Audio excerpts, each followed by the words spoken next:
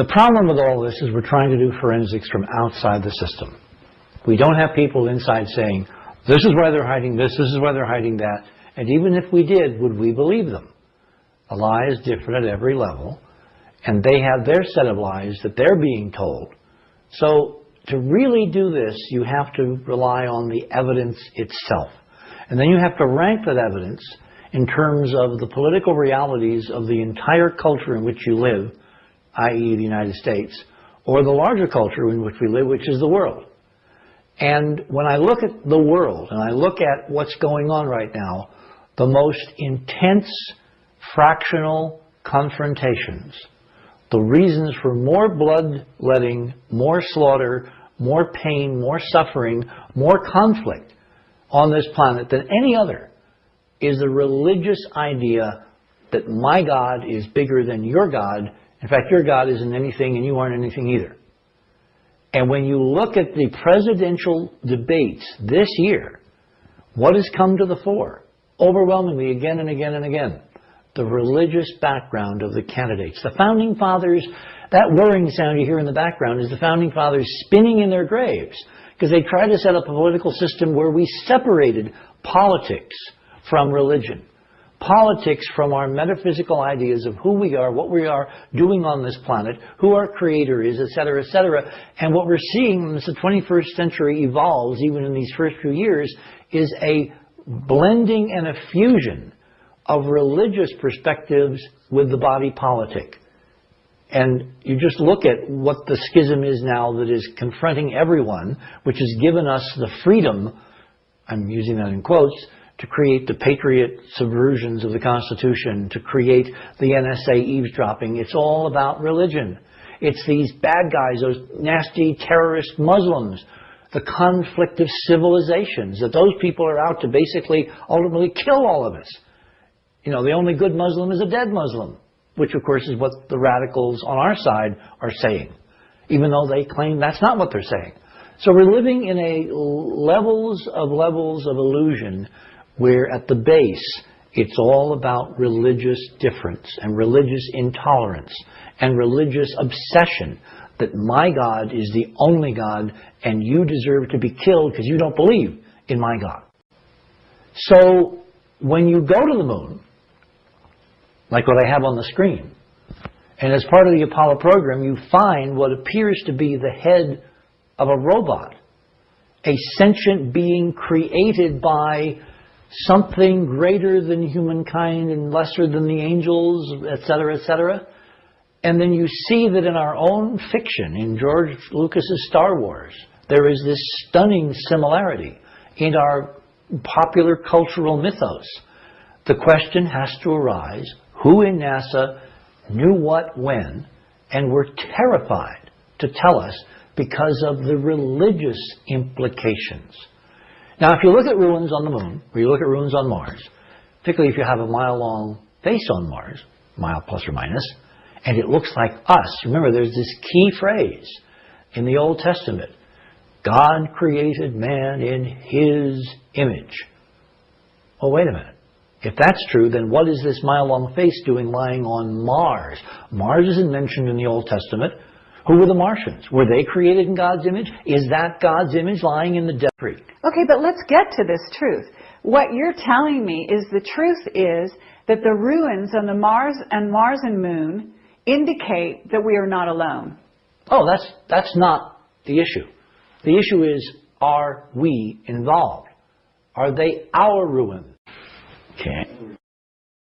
As part of our lunar investigation, going back now to 1996, which is 11 years, I brought in a variety of experts in Enterprise to look at various aspects of this impossible to believe story at first hand.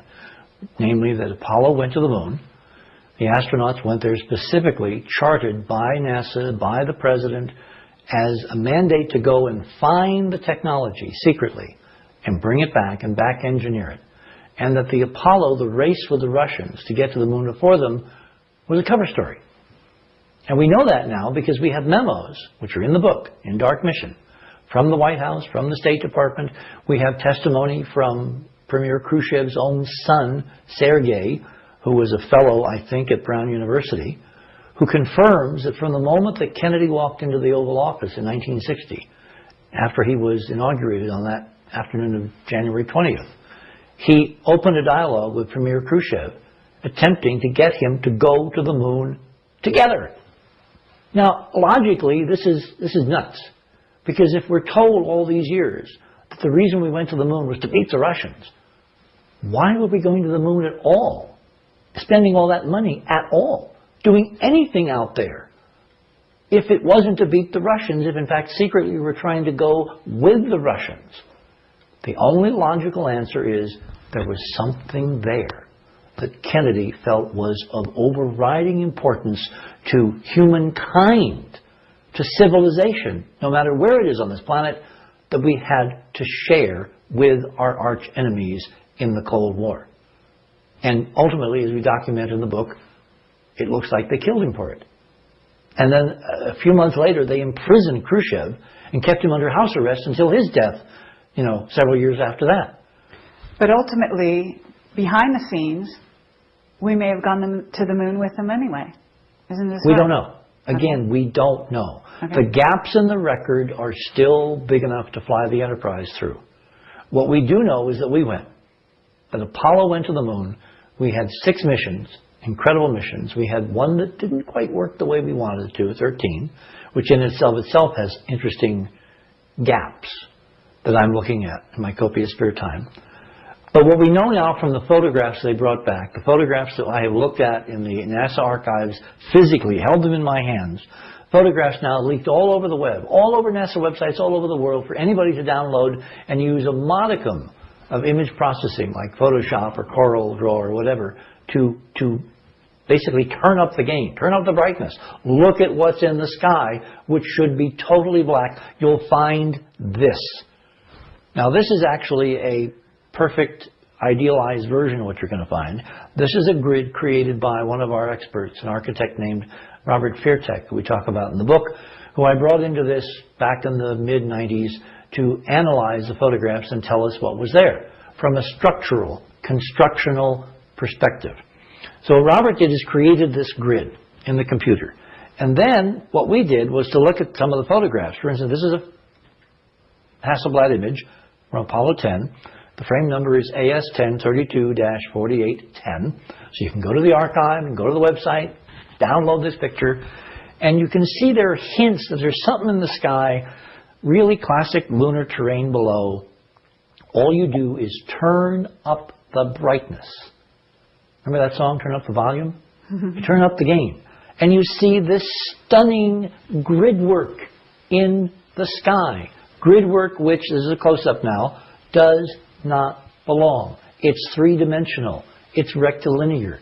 It's girders up and down. It's stringers left and right.